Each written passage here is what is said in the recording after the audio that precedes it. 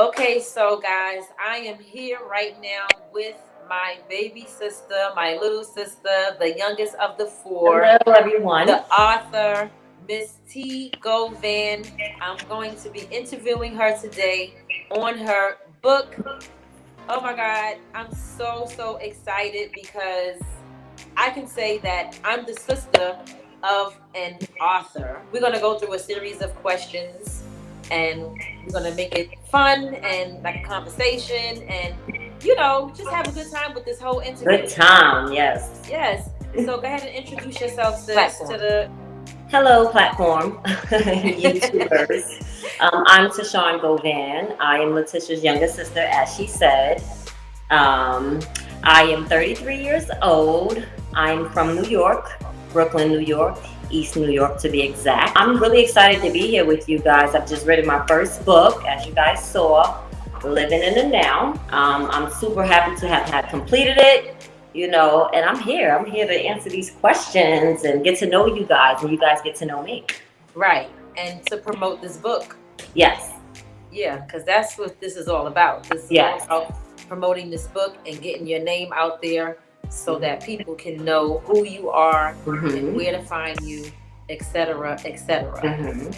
So we're going to dive right into the questions. The first question that I had for you was, when did you decide that you wanted to write a book, and what inspired you to want to write a book? Okay, so this idea came to me about, I want to say 4 years ago. I was actually on the train going to my 9 to 5, and a voice popped in my head. I would like to call that God. And something just said, write a book. And I believe it was because of the hassle that I was dealing with that particular day. Like, my day was always normally the same routine, very redundant. And I was just like looking around on the train at people that I see every day. Everyone looks so worn and tired. And just, it's 6 o'clock in the morning. Obviously, you are going to be tired. But it just sparked me right then and there that I should write a book about everything, my everyday life, all the things that I've been dealing with, and just seeing the people's faces. It really struck something in me about life overall and what was happening, and it resonated a lot with my life, So that's what kind of inspired me and sparked me to do it initially. So basically, you're saying that you were on a train and just watching the people that's going to and from work with the same process, the same thing that they have going on every single day. Yeah. Every single day, it was like, okay, I want to write about this. That's just what sparked it, though. It wasn't really about like the people themselves. It was just this overwhelming feeling that came over me about life overall. Obviously, my work environment, once you read the book, you'll see, how that resonates inside of why I started to write. How long did it take for you to write this book? It took 3 years. 3 years? 3 years. Wow. And the book is only 131 pages. And you'll be like, it took you that long to write that? But it did. And that was because, honestly, it was just a lot of writer's block. And when you do the version to the book, you'll see, like, I almost use the people at my 9 to 5 to get sparked or inspired to write. So it was almost like I was waiting for the things, like certain things to happen to make me want to write, if you could follow me on that. Yeah. It was just, it had a lot of ups and downs that I was going through while writing the book. I was going through so many challenges at the time, so I couldn't really focus. And, but hey, it's all on God's time. It's here now, and I'm excited about it. Yeah. So I did read the book, and from what I saw, those people at your job, you use those people as your motivation. Yes. Yeah. So that's good stuff right there to know. There's nothing wrong with that. Using people that's in front of you to motivate you to do things outside of the norm. Right. Going to work every day, 9 to 5, that is a redundant thing, and that is normal. So right. If you step outside of that, it can be a little bit uncomfortable. But discomfort, in my opinion, is one of the keys to becoming successful. Yeah, right. Make yourself just uncomfortable. This is not really a question. I guess you could call it a question, but it was something that you wrote in your book that was so profound to me. And then when I read this quote, it was like, wow. And I want you to elaborate on this quote for me. And the quote is, people are so quick to talk about death staring you in the eyes, but nobody ever talk about life staring you in the eyes, especially where I come from. I want you to elaborate on that quote right there, because that quote right there, like I said, it was so profound. I literally, when I read that, I just kept reading it over and over again. I was like, wow, this is true. So tell us a little bit about where that comes from and why you wrote that. Well, I hear a lot of stories, which we all have, and even like throughout social media, we see, all of these stories about people overcoming death, and from where I'm from, people live under like a facade, like everything is okay. I mean, you do have people that, are very out loud about their life and all the things that they deal with on a regular basis, but it's rare that from where I come from, that people are willing to talk about their daily struggles or with life, period. And life can become a lot. People commit suicide over life staring them in the eyes. They can't face life. That's where that quote came from, because people always get moved by, tend to get moved by these stories of like overcoming these tragic situations. And not everything is all about a tragic situation. Sometimes you're dealing with life right in front of you, and it's hard to come to a place of understanding your life, or even putting it out there to people so that they can understand it. It's hard to really find people or resources that you can trust if you're really experiencing a trauma in life. You know what I'm saying? Like, it's just really hard. So that's what inspired that quote. Like I said, that was a profound quote, and I loved it. Okay, so the next thing is, Tashawn, you were so transparent about the image that you portrayed on social media. What was it that made you want to be transparent and let the world in to the fact that what you portrayed on social media wasn't your reality? Where did you find it in you to want to be transparent about that to the world?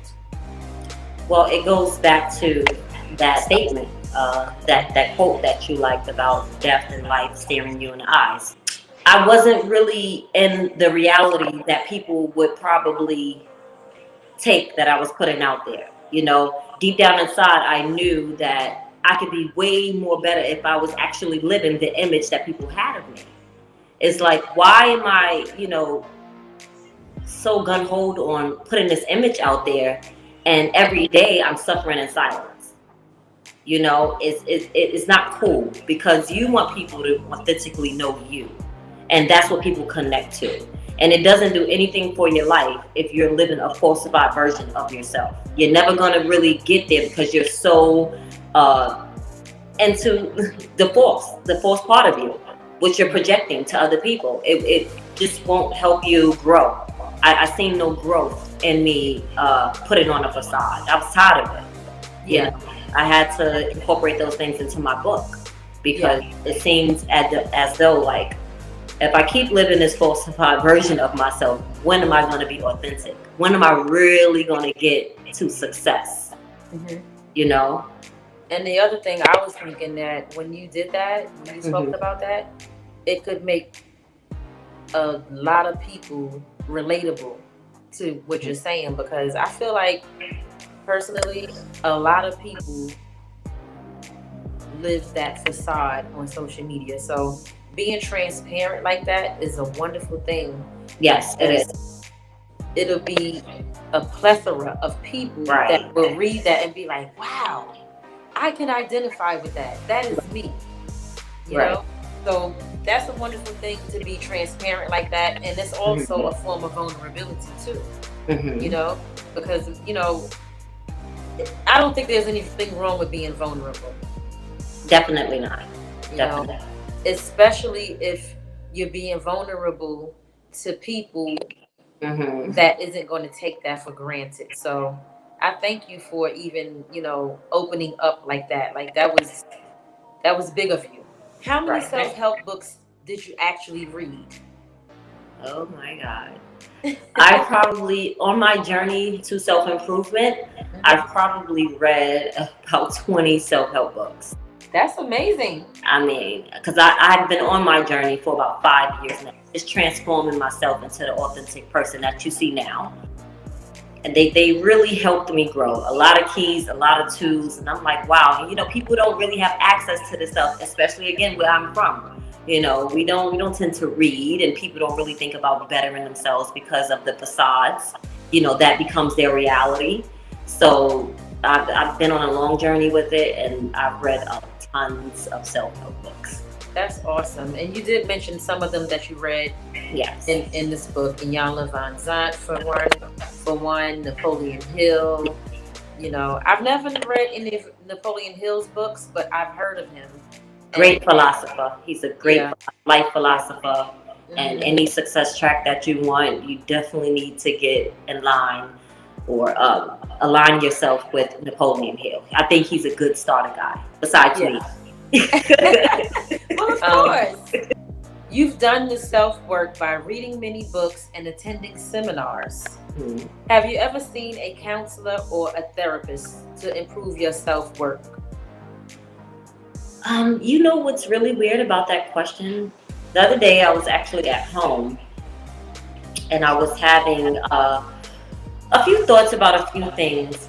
And I was like, I really think I should go see a counselor or like a therapist, and people don't like to admit that. But honestly, my therapy has been my self-work journey. I've learned to be patient with myself. I've learned to accept the things that in the past that I can't or couldn't change, things that were my fault that happened. So a therapist, I would recommend it to people out there and don't be like afraid of it or anything like that. But I haven't. But it's definitely something I'm interested in because self-work is never done. It's something that is a constant thing and it's every day of your life. You're always going to be on a journey. You always have to be willing to grow, Absolutely. Absolutely. And I would encourage you to see a therapist. One thing about therapy that I'm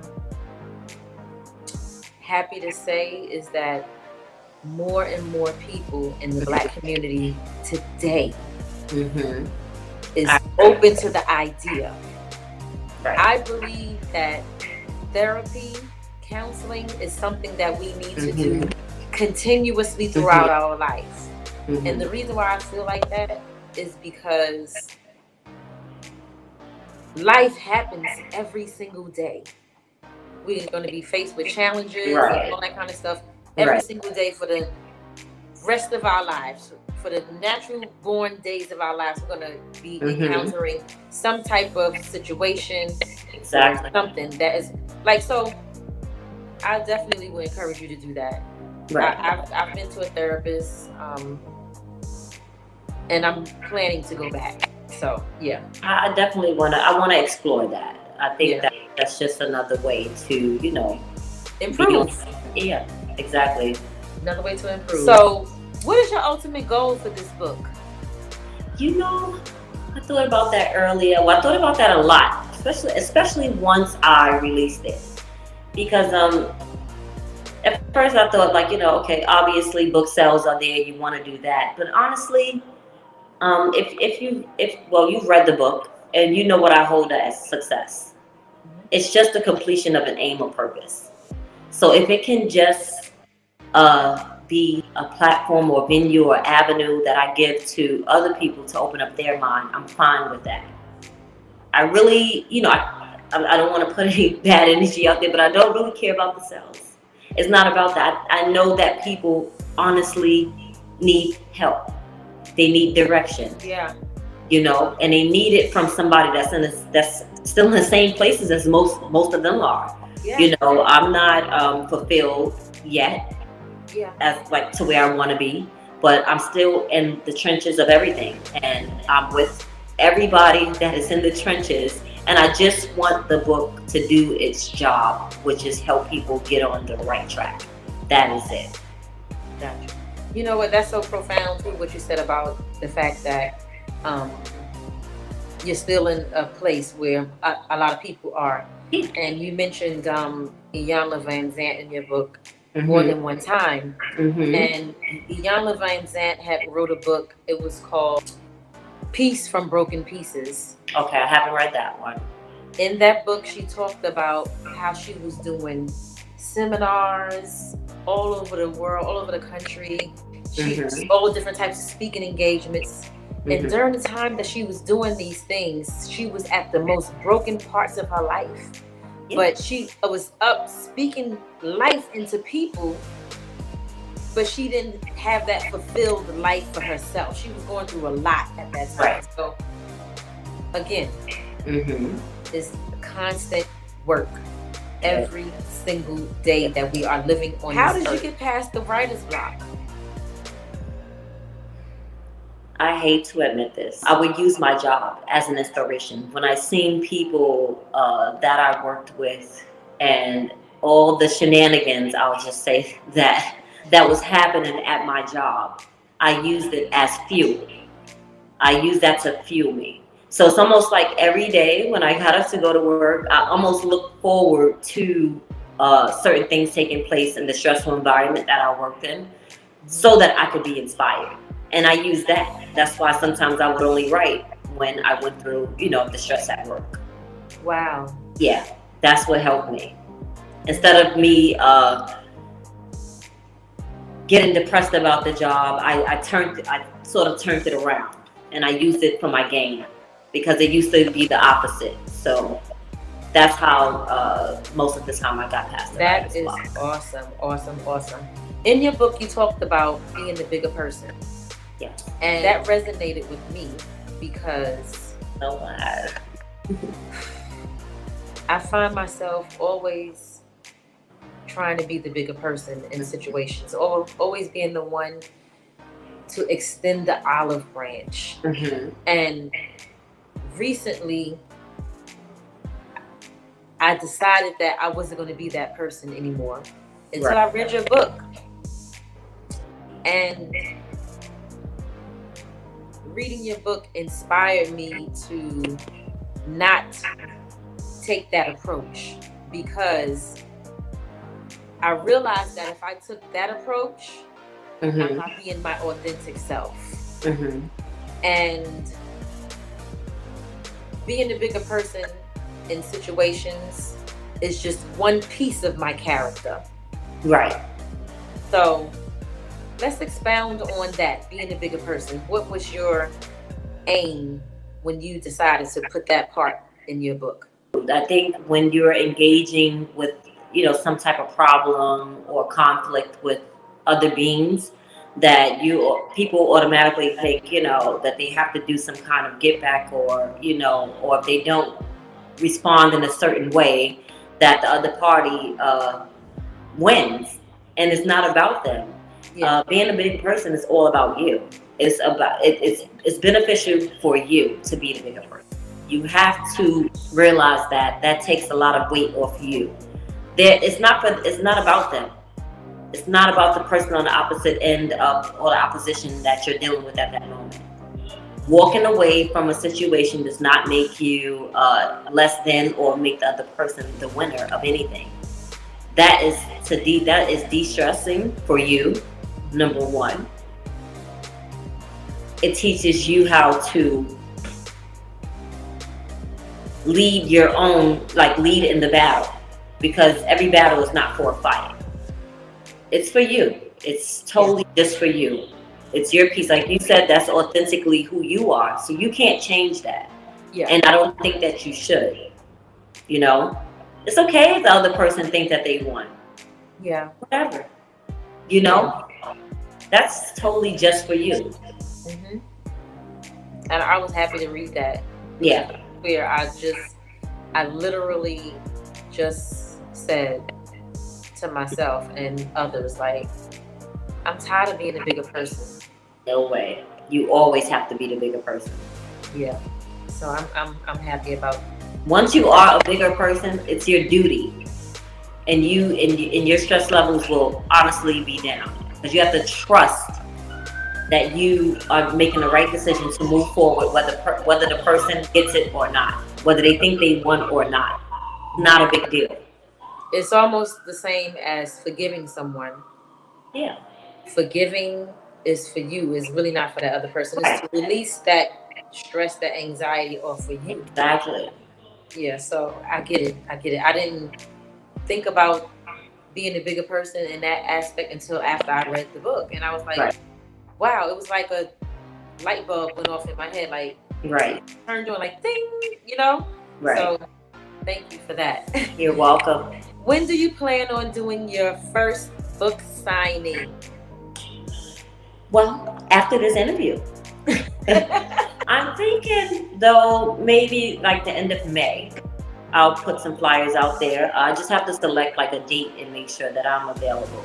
So, and I commit to those dates. But I definitely want to do it like at the end of May or first week of June. I'm thinking about in those areas. Okay. And we're going to do it at my salon, right? Yes, we will do it at your salon. Yeah, so it's going to be at my salon here in Brooklyn, New York. Yes. So, woo! That'll be the first book signing, which is awesome because Brooklyn, New York is where Tashawn is from. Yes. And that will give people that know her personally the opportunity to come out and support her. Right. So you guys stay tuned. I would appreciate that so much. I think this was a really good interview. That's it for the questions that I have for you. Okay. I just want to say once again, sis, baby girl, baby sis, grown woman. You're a grown woman now. I mean, I know, I'm so grown. I'm always going to look at you as my baby sister, though. No matter how soon you get, we could be 70 and 55. That sounds good for me. Even at 70 and 55, you're going to be my baby. That's a beautiful thing, though. Yeah, and I look forward to us living that long. Right. I pray that we live that long. We will. Claim it. We will. Yes, we claiming that thing in the name of Jesus. But I just, want to say I'm super proud of you. Words cannot express how proud I am to call you my baby sister. Like, this is amazing. I'm going to make sure that the Amazon link is in the description of this video. Mm-hmm. I'm going to make sure that the Amazon link is in the comment section of this video. And you guys make sure you go ahead and copy your copy. Yes. Because you never know if T. Govan is going to be in a city near you. Or your actual city. Mm-hmm. Because the tour is going to begin at the end of May, the beginning of June, correct? So now, when I was saying it, I'm thinking about what is that Memorial Day weekend? People will not be in town, So early June. So we'll figure it out on the dates and we'll let everyone know. Yeah, we're definitely gonna keep you guys posted, and I'm gonna definitely be keeping you guys posted here on my YouTube channel. I'm gonna keep you guys posted on Instagram, Facebook, all social media platforms that I have personally, and my sister, she's going to definitely be keeping you guys posted on all of her social media platforms. Mm-hmm. I'm going to make sure that I put the link to her social media platforms in the description and in the comment section of this video as well. And I just want to add that, this book is for everyone. Honestly, when I started writing this book, I only thought about, adults and trials and tribulations. And I didn't even think, I had a friend and she read it and she was like, I'm going to let my daughter read this book. It's so good. So I'm like, it's a good life, it could help the teenagers or young adults really get a real good glimpse on where they want their lives to go, and the awareness that they need to have over there. One of my ex-co-workers, his son read it, he's 12. And I said, well, how do you like it? He said, oh man, he told me, Daddy, this book made me want to believe in myself. I thought that was just like so cool because I didn't even think about like the kids and young adults, nothing like that. I just thought about adult. Like I said, I definitely didn't think about the children, and they can definitely benefit a lot because it could prevent them from some of the trials and tribulations. Exactly. Yeah. So, with that being said, I guess that's it for this interview. That's it. I want to thank all of you for watching. Yes. Stay tuned for the first book signing with T. Govan. Don't forget to hit that subscribe button here on my channel. Tap the notification bell right next to it. Comment, share, and like this video. But more importantly, share this video. You know why? First of all, sharing is caring. Secondly, you want to promote another Black sister, right? So go ahead and share this video. And with that being said, you want to do my outro with me, Tashawn? You know it? Peace, love, and peace, love, hair grease. Bye. Bye-bye, guys. Bye.